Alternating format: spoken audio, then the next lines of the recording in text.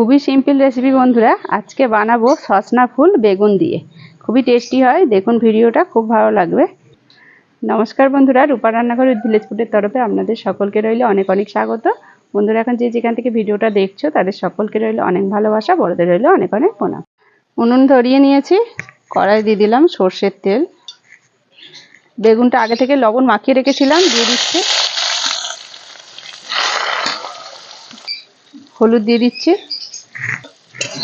আর সজনা ফুল বন্ধুরা এই সিজনেই পাওয়া যায়, এখন তো বাজারেও বিক্রি হয়, তবে এগুলো কিন্তু বাজার থেকে কেনা না, আমাদের এখানেই গাছ আছে, সেই গাছেরই সজনা ফুল কুড়িয়ে আনা হয়েছে। প্রচুর ফুল পড়ছে এমন দিনে।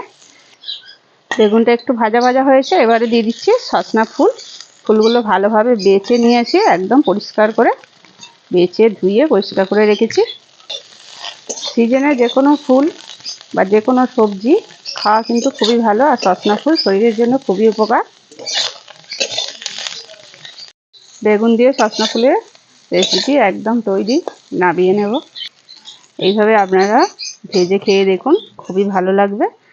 আজকের মতো ভিডিওটা বন্ধুরা এখানে শেষ করছি। আবার অন্য কোনো দিন নতুন একটা ভিডিও নিয়ে হাজির হবো আপনাদের কাছে। ততক্ষণের জন্য টাটা, নমস্কার।